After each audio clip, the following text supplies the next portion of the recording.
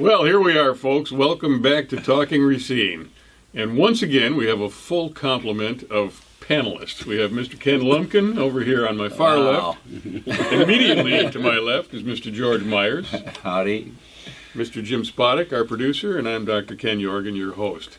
And this is, I guess we're going to call this, what, the free speech episode? I guess so. It's probably as good a title as anything. Look out, folks. And the reason that we're discussing this tonight is because just this past week was the week when Mr. John Valco down at the Reef Point Brew House down in Racine's Marina posted a pretty nasty message on Facebook.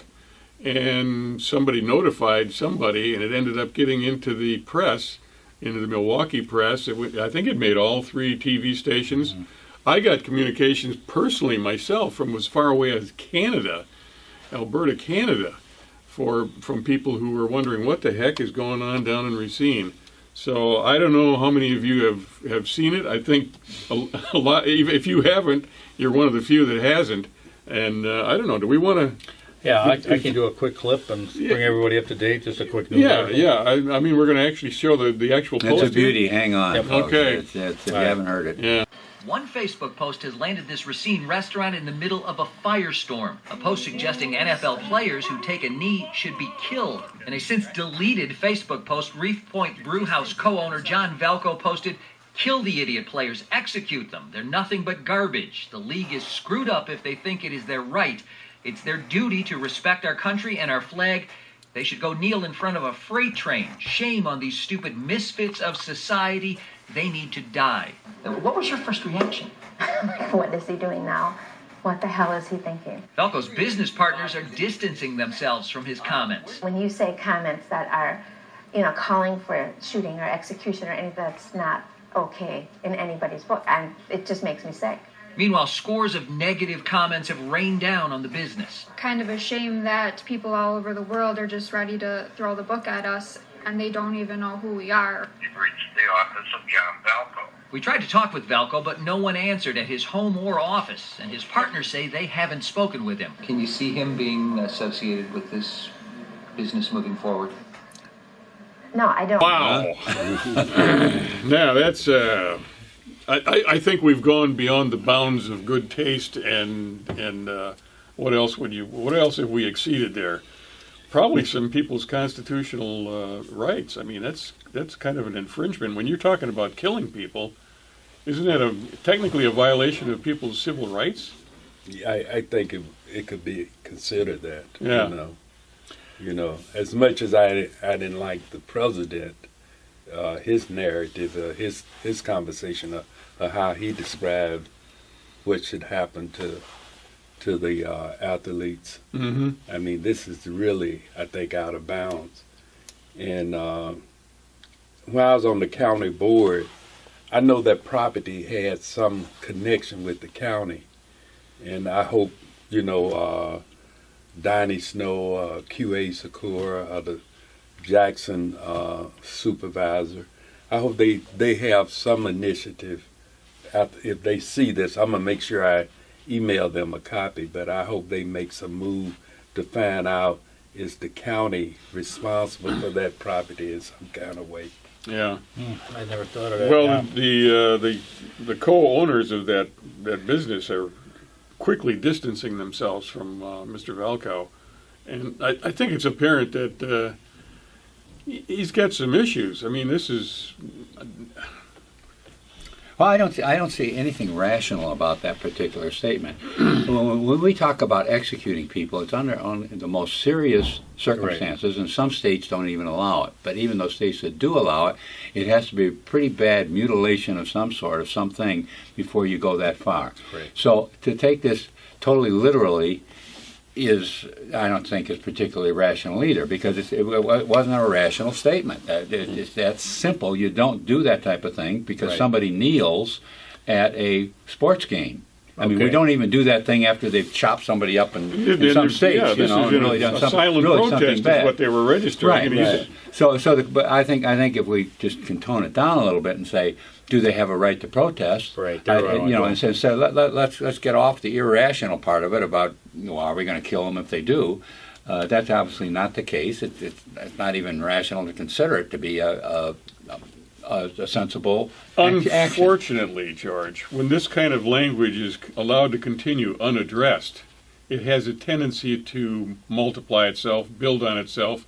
Other people who may be thinking these ways feel empowered to share their opinions.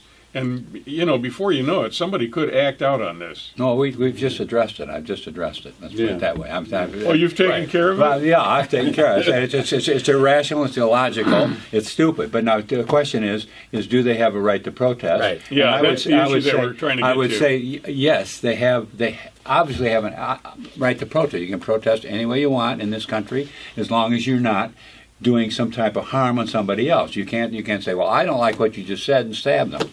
Now, when you say they have a right to protest, you're talking about the athletes. The athletes. Yeah. And no one can come up and say that, no one can. We have an absolute right to say what we want to say in the United States. Just about absolutely. Yeah, we'd all be in jail. Yeah, but the thing is somebody does not have cannot go up and stab a person and kill them and say, well, you don't have that right and kill them for it. You obviously can't do that. But the question is, do they have that right? Yes, they have the right to do that. But does the NFL have the right to say, no, you must stand in this? That's part of the job. If you want to be an NFL player, you must go to the stands beforehand, have your helmet under a certain position, and you must stand at attention. Well, you're assuming that's part of the collective bargaining agreement. All I'm saying is, if it was was part of the collective bargaining agreement, then the NFL would have the right to enforce that, because that's been written into it. That is the mode of conduct that's going to just like they can't wear whatever they want on the field. Right. You have an absolute right to dress that's what a you little want bit on the different. field, but at the same time they can't go put any darn thing they want to on their Is it uniform constitutional or to on put their that helmet. into a policy of your employment that you have to stand for the national anthem? I mean, is that If they constitutional? want to do that, is that constitutional to do that? I would say they have the right to do that. Let's put it in my house. Let's suppose I said, if you want to come to my house, before you come in, you must dress that flag, say the Pledge of Allegiance, then you come into the house. I have a right to do that, and people have the right to not come and visit me then if they don't want to do that. See, so you have the alternate right, and the players have a right to say, I don't want to do that. I'm not going to play. Because it is the owner's game. The owners still own that game.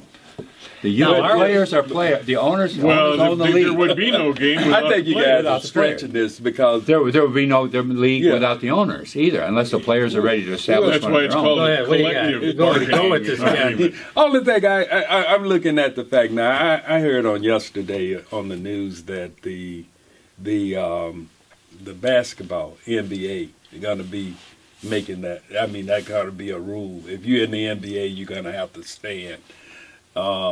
If you already have a contract, and it's not written into your collective bargaining, as you mentioned, I just can't see where, because this has become a social issue, that people can now start making you stand for the. Yeah, I got a problem with the whole thing with this protest. I mean, if you don't have that right to protest, and if we go back far enough, remember when the Olympics, wasn't there somebody that stood there or wouldn't stand? Or Juan Carlos and Smith was the other guy? I mean, it's a statement. Yeah. There's been a lot of statements throughout history. I mean, that said, hey, I'm protesting this because of the inequities. That's how this country started. Exactly. So I mean, I don't have a problem with these guys kneeling. Taxation by the King of England. Exactly. I mean, this is our history. So we come in here and I watch some of this stuff. And as a matter of fact, there's a couple clips and they were actually in Green Bay. And I'm going to just play a little clip. But they were in Green Bay, and they were talking that, I wouldn't, they should fire them, they should do these different things. And I'm thinking to myself, and one guy was from the military, and I'm thinking, this is kind of what you're fighting for, is the fact that you can protest, that you do have those rights. Sometimes it's not pretty. I think. When did it become a tradition that the national anthem was played at sporting events? Well, that's another one. And why just sporting events? Why not a theatrical performance? Why not? Hamilton. Why not a lot of other things? You know. Yeah. Hamilton was one example that Bob Costas used, and he Right. gave a very good discussion on the topic. If you haven't seen it, But, you Google know, buried in our minds, and I think we need to bring it forward, is the fact look at what was said to make this an issue. I mean, I would never have believed that I would live, or my kids would live, to a time where you'll hear the President of the United States use language touching women in their, I think the term he used was crouch, no, that's not the term he used, but that's what he was referring to. Yeah. calling people SOBs. I mean, this is the... Yeah, it's definitely got raw. I mean, there's not, but Well, he has a constitutional right to speak too. absolutely. Yeah. I mean, let's not just say you become president. There's nothing in that contract that says now he has to behave like a certain way, Right. any more than the NFL players. Once they put their uniform on, they have But to here's the behave other a certain thing. way. But that, excuse me, let me just be careful where we're but putting that's what lead to individuals that own companies that the public is welcome to come in to use language like the clip we just saw. I'm not sure that he would have said that had he not seen the president talk the way that he does, and other people talk the way that they Well, do. there's a possibility. But here, maybe we move the issue. I think that's carrying a little bit far. Well, no, it's not. It's Okay. Because you can say that about anything, any person. It's one of these Hollywood actors that get up and say the things that they say. Look at these Hollywood actors that threaten the president's life. Now, all of a sudden, that's okay, but the president can't call somebody SOB But you know because that's what? have to lead to somebody killing somebody.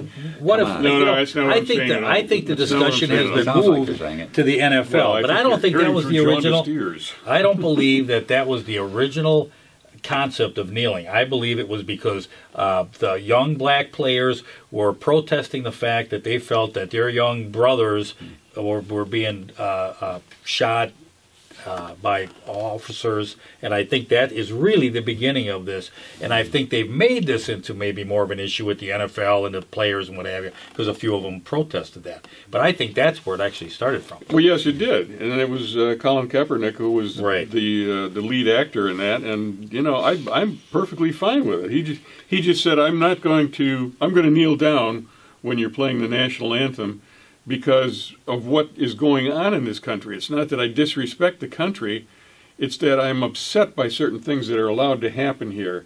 And by kneeling down, I want to bring attention to them. And maybe we should all just kind of look at some of this stuff a little bit and say, what is it, brothers? Because you remember Kent State, Vietnam War, and we got to the point where, kids were protesting. We're talking college kids, and we ended up with the National Guard opening fire and killing 3-4 of them. Right. And how far does it have to go, without having to say, maybe, and I remember that was kind of a turning point at that Vietnam War and that protest, that all of a sudden was where we're shooting our own kids on campus. I mean, do we have to go to this point where we have to have this huge argument? Maybe we should just kind of look at the subject, a protest, and say, all right, are we? Is it? Is there a problem here? Yeah. I mean, maybe it's time we start to look at some of the issues. I don't really. The reason I'm not too concerned about a reenaction of Kent State is because we're not seeing a reenaction of what like Roosevelt did with the Japanese and turning them because they were Japanese. Right. All right. So we've had things like that happen. I just don't for a minute believe, I might be wrong, that any president could get away with that with any group of people again. We've advanced from that stage where we just simply don't allow a president to intern a people because of their nationality or race or whatever it is. They can't. How about disallowing them from coming into the country Well, specifically? no, I'm not talking about that. I'm talking about putting them in jail. Valco did now. But if they come, and he said they weren't supposed to come, then he'll put them in jail. Roosevelt put everybody in jail that was Japanese. Right. Well, they did that turn of the century. They called them Huns when the Germans were here. Well, I mean, whether they were illegal residents or not, and they were. What is the those were motivation, Americans. though? I'm speaking to the Well, motivation. I'm just saying that we're talking about, yes, we're dealing with this idea of protest at a little different level now. Thankfully, it's a little higher level. We're looking at it and saying, do they have a rational? Can they protest? And I would say absolutely do. I don't think there's any question about it. I think the owners, if they want to, can put it into an agreement either before or after the fact. If the basketball players the owners want to get it into the agreement, they have a perfectly right to do that. No.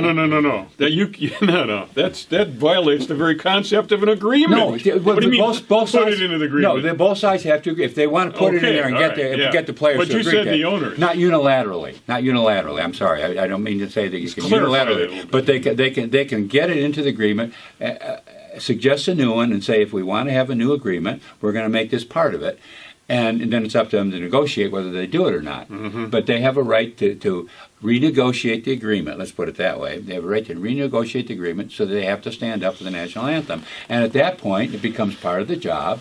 And now, if you want to play in the NBA and you want to play at that particular game, you must stand up beforehand and do that. That's the agreement. Mm-hmm. That's the agreed. Is that really how we want patriotism to be? I'm not saying that at all. I'm just saying they have a right to do that. I'm just asking. Well, do we want to? I'm glad you reacted that way, George. Then that's going to be a decision that the owners have to make. And that's the owners are already facing an extreme falling in attendance at the games, at the NFL games. There's an extreme drop in people that are watching the game. I talked to one person when I was out canvassing. It was on a mayoral thing, and he originated to me, I am no longer watching Packer games. All right, that is his right to do that, folks. Yeah. Just like the Packers have a right to kneel, and the fans have a right to not go to the games and quit watching the games. It's a real simple, peaceable solution to it. And I respect the guy because he is standing up for what he believes. He feels that this is a disrespect to the country and a disrespect to the men and women who have died for this country so that you could kneel. And he believes that at least you should show the respect to that flag and do that. And I totally respect him for having that viewpoint, and he is allowed to have that viewpoint, just like the players allowed to have the viewpoint. I'm not disrespecting the country. I'm only protesting what was going on in Missouri. Well, he doesn't look at it that way, and a lot of people don't look at it that way. You're pretty excited about this. I love it. That's why I'm on this program, because once in a while, you ask my opinion, I'm giving my opinion. I'm not trying to slight you guys, though, but I think I'm probably the only vet here. And I was in service doing. No, George was a vet. George, you a vet too? I was 101st Airborne Division. Okay. I was a machine gunner in Vietnam. But I don't think. I have been there. Wait a minute. We got a little bit more credit on this part of the table. Right. You were where in Germany? Vietnam era, though, right? Yeah. But what I'm saying is, and George might can agree or disagree. I don't think I joined. I wouldn't believe that George join the service in order that we, would be able to pledge the allegiance to the flag or either stand to the national anthem. That's not why we went in service, And if we honest about it. No, you're right. No, I didn't. I went in because I had a generation in my family that served. And it was kind of instilled in me. Mm-hmm. And I had others that went in that didn't want to go in. They was drafted. So we went in for different reasons. I think people are kind of pushing on this, I went to service. I went overseas and fought, for this country. And so I'm upset when if people don't stand for the national, I think that's their prerogative. And I think half of them don't be standing. They be walking around, going to the concession stand. Buying beer. Now, today they are quite patriotic. But to me, I'm just throwing this out here. I definitely want to hear what George said. I believe it was an alternative motive for the president to bring this up. I've looked at he have had issues with foreigners, Hispanics. He have had them with Muslims, but he hadn't really had an issue with African Americans that was from a negative perspective. And for him to bring this up brought enlightenment to things that people hadn't paid no attention to. 78% of the NBA or NFL, I think it's the NFL, is African American. The NBA have a high population.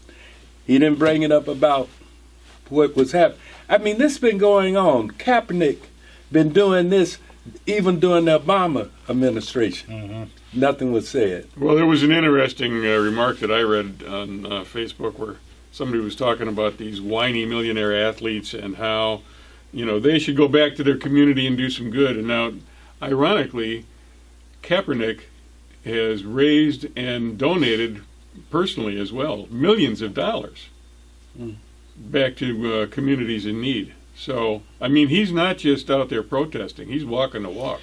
And I think some of people have brought that up, is that is really the proper place to be protesting, is get down into the communities and work there. Right. That's one of the arguments against the kneeling, is saying it's the wrong venue. What are you doing this on national TV during the national anthem? Yeah, but go down to the communities and do it. Now, I'm not saying right. which is right and which is wrong. I'm just saying that is what you bring down, and it's great both. That he's doing that. He is at least doing that down there also. Yeah. Yeah, but you remember remember back when the gay population was, we had AIDS, and there was a huge epidemic, and there was a lot of lives lost, and it was really kind of just close our eyes to it. And they had ACT UP. And I remember ACT UP because they went through and they would bust up TV stations. They would come into a studio and, kind of come into the news because there was no internet. There was nothing there. So that's how they protested. But you know what they did do? They were able to, all of a sudden, all kinds of money went to aid testing to find out what was the, cause of AIDS. And, not that it's been eradicated, but it's certainly, there was an awful lot of attention now paid to it. And that was through protest. And the only way they could really protest at that time was to go into a national setting. And I think that's what these players are in the National Football League and the rest are. And that's their venue to be able to protest. But Trump have turned this issue away from what it originally I agree. was I for. agree. Well, I think you've heard the thing where he's pissed off at the NFL because of him being sued by the NFL and losing in that American Football League or whatever. Oh, so yeah, there's a whole yeah. thing there. I don't want to USFL, I think it was. Something. Yeah. I mean, there are so many facets to that guy. Sometimes you can't keep track of it all. But the fact is, I think the idea of protest, and I know it's caused a lot of controversy, but man, you need to be able to protest, and I think it's very, very important.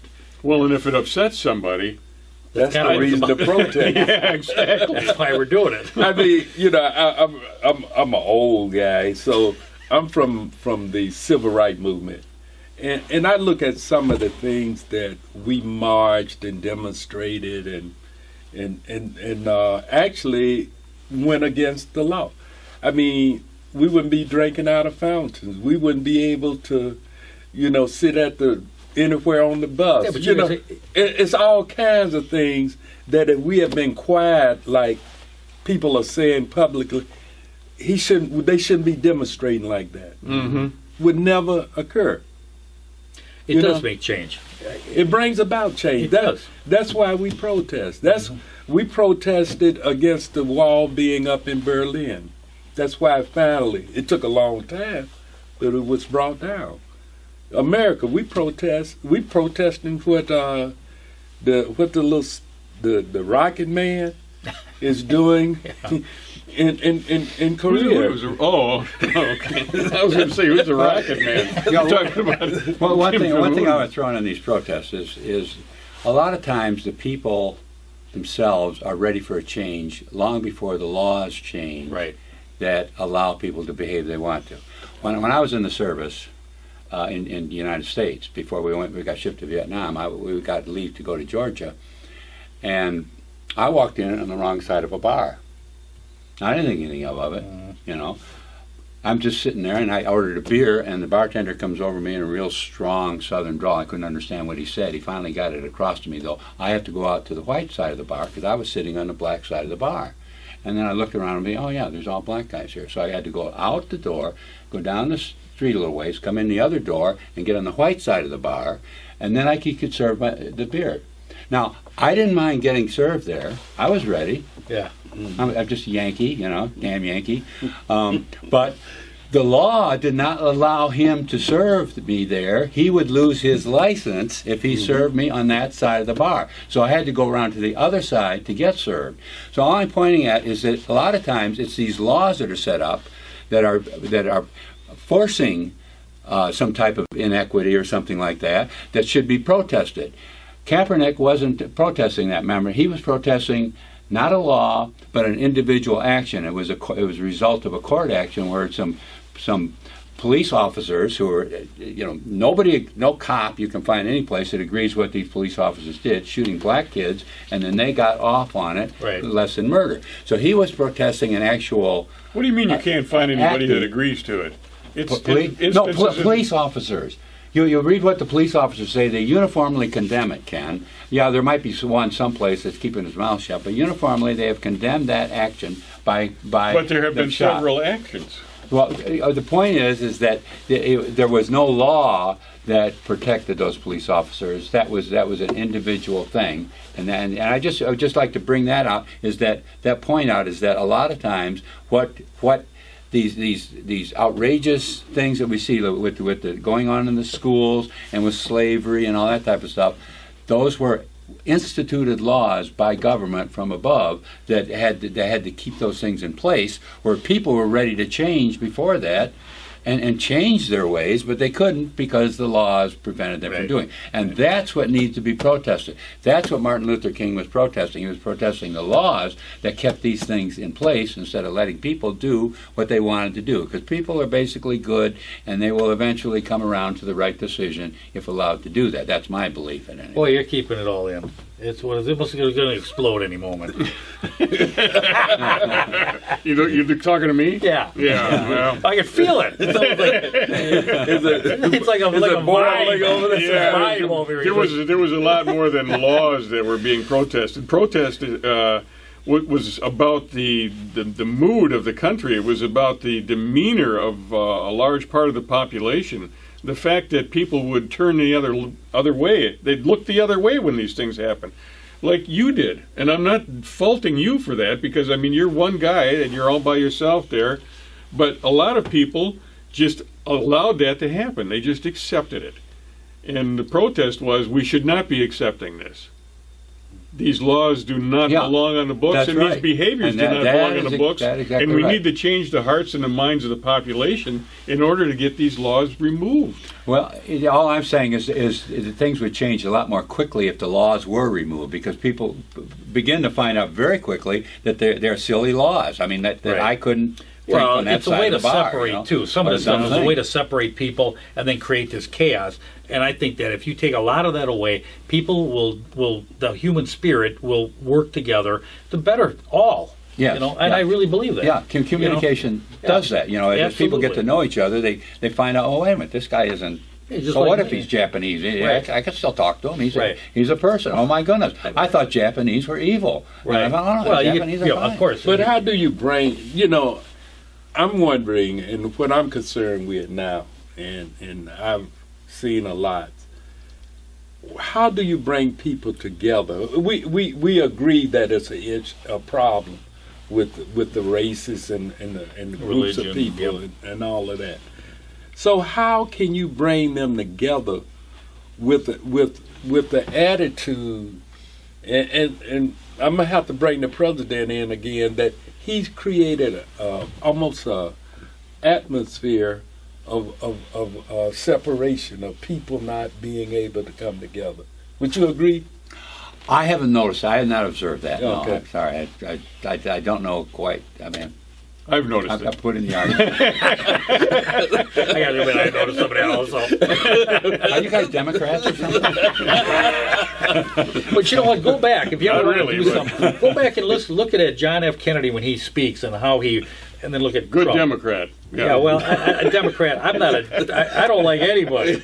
You can't get me tied into any of it. But I just think there is, and there is something to that when you have the president of the United States. There is a certain amount of following that goes on with that. A certain tone is set, and I think that's also important. But I think people just need to really go out and meet their neighbor. Get out and get involved in the community, and I think you're going to find that does an awful lot. Yeah, and communicate. Communication is the universal solvent. Right. Exactly. And you just get out there and talk with people, you find out, hey, this is a person here. This is and you get past the slanted eyes or the dark skin or the light skin or whatever a lot it is, of that is the gray media hair. puts a lot of that out. They want to sensationalize a lot of things. Yeah, well, fear is a tool for population control. I mean, it has a great influence on how society behaves. Yeah. Well, bringing up those emails is probably going to take us into a little bit different direction. And the emails he's talking about are emails that were circulated within city government here in Racine. And I think this is a topic that we ought to explore in greater depth. I agree. At a future time, maybe bring in another guest who is this a teaser or something that you're doing for this? Yeah, this is population control here. Little teaser here, folks. Get him to come back and watch. Wait till next week. Well, we've pretty much we've run the gamut pretty much on this topic right here, and we've hit our time limit that we've kind of self-imposed. So, with that, come back and see us again. Say good night, fellas, or good afternoon. Good night, folks. Good luck. Have a nice day, because you're probably watching this in the morning. So, and the good Lord keep a watch over you. Yeah, thanks for being here. We'll see you again soon.